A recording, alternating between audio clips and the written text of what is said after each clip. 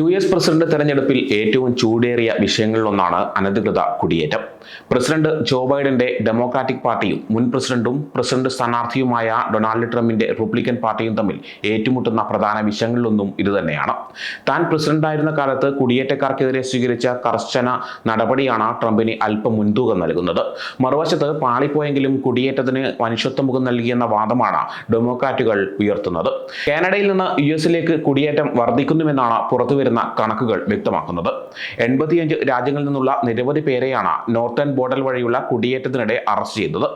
സ്വാൻറ്റൻ sector border patrol ഏജന്റുമാർ 10 മാസത്തിനിടെ കാനഡയിൽ നിന്ന് US-ലേക്ക് നിയമവിരുദ്ധമായി കടക്കാൻ ശ്രമിച്ച 85 രാജ്യങ്ങളിൽ നിന്നുള്ള 15,000-ഓളം പേരെയാണ് പിടികൂടിയത്. ചരിത്രത്തിലെ തന്നെ ഏറ്റവും വലിയ നമ്പറാണിത്. CBP ഡാറ്റ അനുസരിച്ച് 2021 സാമ്പത്തിക വർഷത്തിൽ 365 അനധികൃത അതിർത്തി കടന്നുകയറ്റക്കാരെ സ്വാൻറ്റൻ സെക്ടറിൽ പിടികൂടിയിരുന്നു. ഈ സാമ്പത്തിക വർഷം നിയമവിരുദ്ധമായി അതിർത്തി കടക്കാൻ ശ്രമിച്ചതിന് പിടികൂടിയവരുടെ എണ്ണം കഴിഞ്ഞ 13 സാമ്പത്തിക വർഷത്തെക്കാളും അധികമാണെന്നാണ് Swanton sector chief patrol agent Robert Garcia പറയുന്നത്. 15,000-ഓളം അനധികൃത കുടിയേറ്റക്കാർ എന്ന് പറയുന്നത് 15 US ആർമി ബറ്റാലിയനുകൾക്ക് തുല്യമാണ്. 85 രാജ്യങ്ങളിൽ നിന്നായി കാനഡയിലേക്കാണ് അഭയാർത്ഥികൾ എത്തുന്നത്. തുടർന്ന് US അതിർത്തിയിലേക്ക് എത്തും. ഇവിടെ നിന്നും സ്വാൻറ്റൻ സെക്ടറിലേക്ക് അനധികൃതമായി പ്രവേശിക്കുകയാണ് ചെയ്യുന്നത്.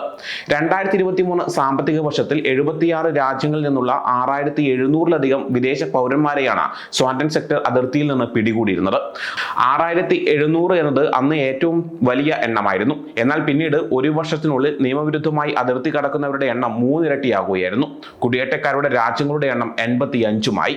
ബൈഡൻ ഹാരിസ് ഭരണകൂടം US അതിർത്തികൾ സുരക്ഷിതമാണെന്നും ട്രംപ് ഭരണകൂടവുമായി താരതമ്യപ്പെടുത്തുമ്പോൾ കുടിയേറ്റക്കാരുടെ എണ്ണം കുറവാണെന്നുമാണ് പറയുന്നത്.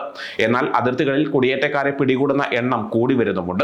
ഓരോ മണിക്കൂറിലും കാനഡയിൽ നിന്ന് US-ലേക്ക് അനധികൃത കുടിയേറ്റം നടക്കുന്നുണ്ടെന്നാണ് വാമൗണ്ടിലെ ഒരു പ്രാദേശിക പത്രം റിപ്പോർട്ട് ചെയ്യുന്നത്. വടക്കൻ അതിർത്തിയിൽ കുടിയേറ്റം കൂടുന്നത് US-ലെയും കാനഡയിലെയും ഉദ്യോഗസ്ഥർക്ക് തീവ്രവാദ ഭീഷണികളെക്കുറിച്ചും ആശങ്ക ഉണർത്തുന്നുണ്ട്.